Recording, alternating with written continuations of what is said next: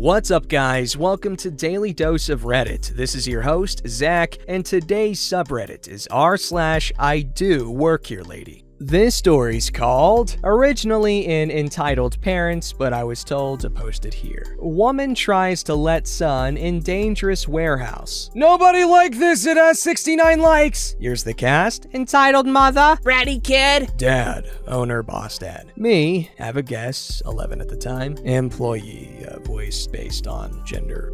Well then, my dad owns this carpet shop in our town. Pretty popular, humble flex, and I sometimes work there. I've had a few examples of Karens, but none like this. Entitled Mother walks in, flanked by Bratty Kid. Excuse me, she says, looking at me. Yes, ma'am, how can I help you? Why are you wearing that? She says, pointing at my uniform.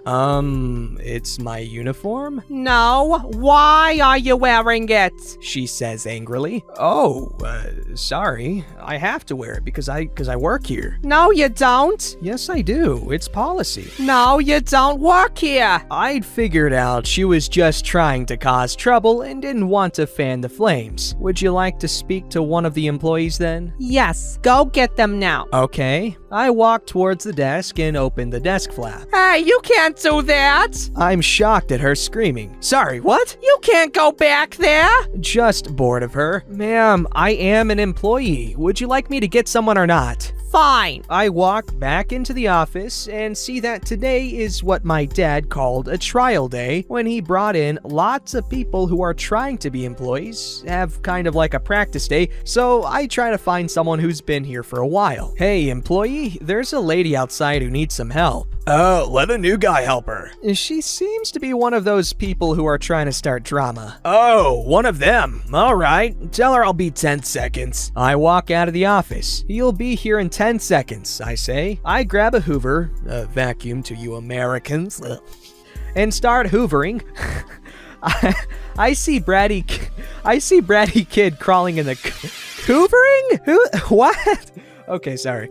I see Bratty Kid crawling in the carpet racks, which isn't anything new. It happens all the time. Excuse me, mate. Can you not do that? Why not? Because they might rip or get dirty and you might hurt yourself. Fine. I carry on, and not 5 seconds go by until guess who shows up? Excuse me? Yes, ma'am. Were you being mean to my son? No, ma'am. I just told him not to climb in the carpet rack. And what gives you the right to do that? I work here? For the last time. No, you don't. I do. You can go ask employee if you want. I say, pointing at employee who had just shown up looking for the woman. I won't because I know you don't work here. So if Burger King Bratty Kid can't climb in the carpets, what can he do? I don't know, ma'am. Let him play on your phone. I left it in the car. Okay, well... Mommy, I want to go in there. It says...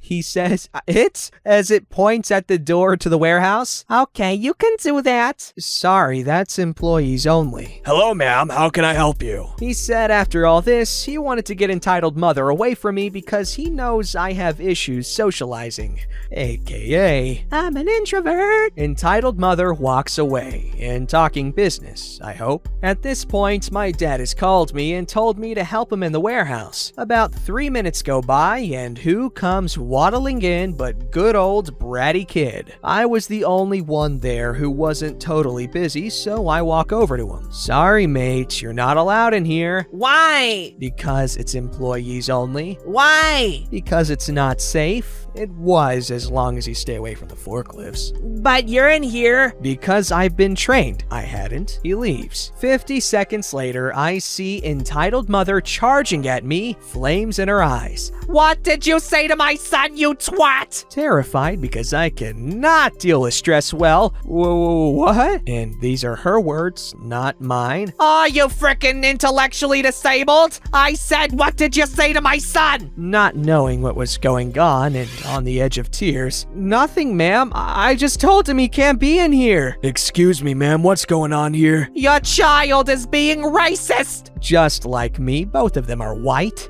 How exactly is that being racist? He won't let my son in there. So because my son won't let you in an employees-only room, he's racist? Entitled mother smugly looking at me. Yes. Ma'am, I would like you to leave. So it runs in the family. Your son was being racist to my son, and you're being racist to me. No, you are causing a scene and are lying. What? Let me speak to your manager. Dad gives me a look that pretty much says, I've always wanted to do this. Spins around and says, Hello, I am the manager. Please leave. Entitled mother just looks shocked and walks away, mumbling something about racist pigs and people these days, and that was the last we saw of her. Nobody likes this, it has 6 likes. Also, thanks for the word. Shamelessly racist OP. When will you learn? Alright, this story's called, I Want to See the Manager. I am the manager. This is my dad's story, not mine, though I viewed the whole thing. So my dad works in a company which makes machines for eye surgeries and selling them to huge eye hospitals. Huge eye. I don't know why that's funny to me. Is there a name for them? I don't know. Maybe an ophthalmologist? My dad is the district manager for the company, and that meant he is the boss main manager of the district. The owner doesn't live in our country. Now on to the story. About 6 to 7 months back, before Brovid, I tagged along with my dad to his office because I was bored in the house and didn't want to stay home alone, as I once nearly burned down the house. Story for another time. I was wearing formal clothing, I don't know why, and my dad was in a tee and jeans. I helped my dad and his colleagues to transport the machinery into the storage. Now, the words are not exactly the same, but I am using my memory. My dad said, colleague and I are going upstairs to meet some clients and interview a few more people. You help, Jonah, which is colleague's son, and my other colleague set up the machinery. He and colleague went upstairs. Jonah and I do nothing but mess around, not disturbing the machinery, but just running around with the boxes. We went to the same school. A few good hours passed by, and a car drove into the storage. Note, employee parking is in the storage. A lady with a classic Karen haircut and her embarrassed teen walked out of the car. Everyone stopped their work and looked at her. Karen, this is employee-only parking? You should go to the client parking, which is just on the floor above this. I told you, Mom. Now let's go. She huffed and turned around, and her embarrassed teen mouthed, sorry. Now we continue to just do what we do when we are bored. Go on social media. The lady does drive into the client parking, but the security later told me that she parked like someone from those action movies, nearly causing a crash with one other car. She immediately rushed to my dad and colleague. Her embarrassed teen uncomfortably sat on one of the chairs in front of the room where the interview was happening. Karen sat in front of dad and colleague for her interview. They asked her the usual interview questions. My dad didn't allow me to put them here. Midway through it, Jonah and I sit in front of the room with the embarrassed teen, as it would be lunch break in 20 minutes. So are you Karen? Yes. Have you worked somewhere before? No. Ma'am, you know that this is one of the largest eye machinery companies, right? It clearly says on the website that you need to have 7+ years of experience to work here. Why are you talking to me like that? You don't even look professional enough to work here. Stop lying to me. I know that colleague is the only one here who works. My dad is a big guy with long hair and a beard. He could look quite homeless when he doesn't brush his hair or wear anything proper. Colleagues started to laugh, and I start to listen into the conversation. I know why you don't want me here. You want to hire those two little turds down in storage. My dad is very protective of me and Jonah. He said a little loudly, I can make sure that she, me, and Jonah are not here to interview. She decided to change her tactics because she knew she couldn't use us as an excuse. You two are racist and sexist and don't want a woman on the crew. You can't claim yourself as a feminist.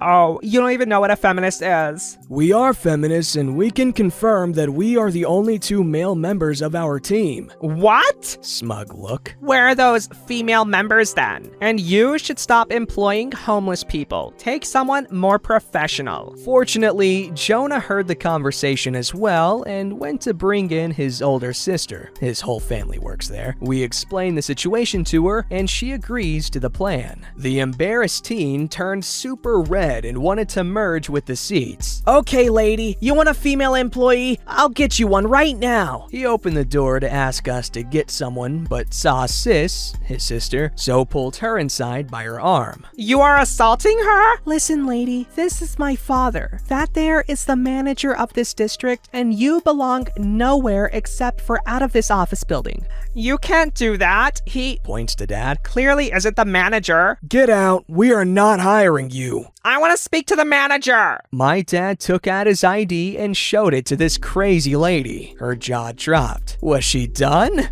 No, if you don't hire me, you should hire Embarrassed Teen. He is an amazing person. Everyone in the room was done with her by then. To all of our surprise, colleague had called security. You have to come out, ma'am. You have disturbed the peace of the whole building. Karen fought them off and yelled, I want to see the owner of this company. I will have you all fired. security guard lost his grip on her and she said, The owner is my brother. I will have you all fired. You don't look Japanese to me. The owner is Japanese. Karen's jaw dropped. Again, someone had even called the police. We walk in to see all the commotion. Karen smirked and said, I will call the police on you to security guard. for assaulting me. The police came to the commotion and it was the famous duo of the locality. What's wrong? Karen bursted into tears and said that my dad and colleague tried to assault her. We have cameras in this room. Sir, you can check the cameras. My daughter will bring them to us. Karen's face was something I cannot forget for the rest of my life. She turned pale and stuttered. No need.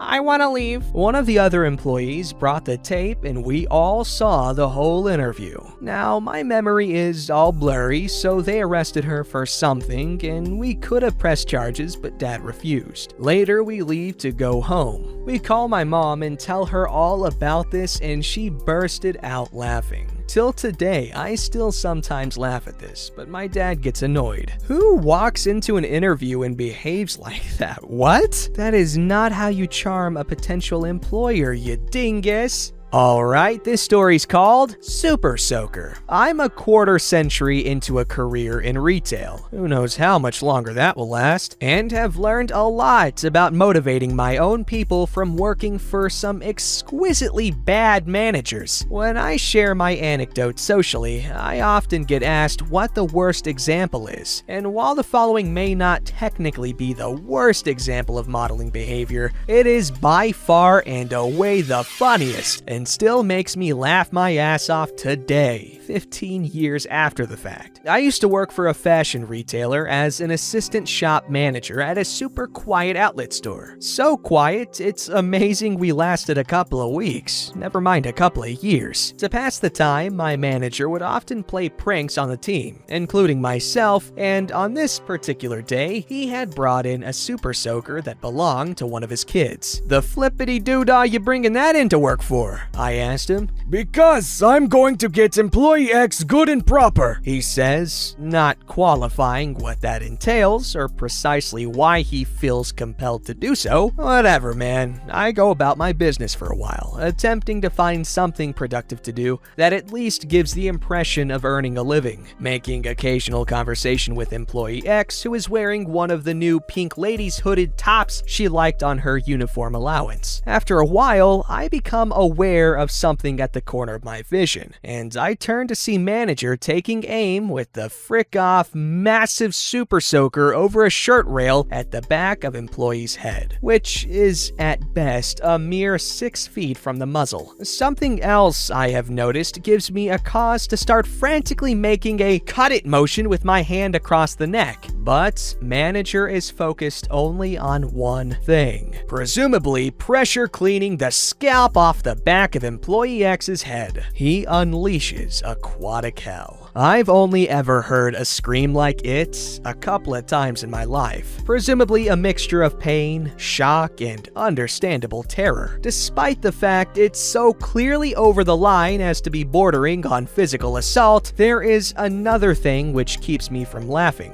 which is that other key detail I had already noticed and manager had not. Employee X is currently bent over at the far side of the store arranging a pile of denim, not standing 6 feet away from the manager. Employee X stands bolt upright in the shock at the commotion, presumably wondering who just got murdered in our store. In one instant that will forever be frozen in time in my mind, manager sees Employee X 30 feet away, and his face locks in an expression of pure confusion, while the customer, who is in similar hair and build to Employee X and trying on the pink hooded top for fit, turns trembling to see who the flippity doodad is that just tried to explode the back of her skull with a jet washer. I have aphantasia, and it is basically impossible for me to visualize something in my mind's eye from memory, but I will carry manager's face in the 3 seconds immediately thereafter to my deathbed. Confusion, fear, and ultimately an immediate understanding that he, a 35-year-old man, probably just lost his job,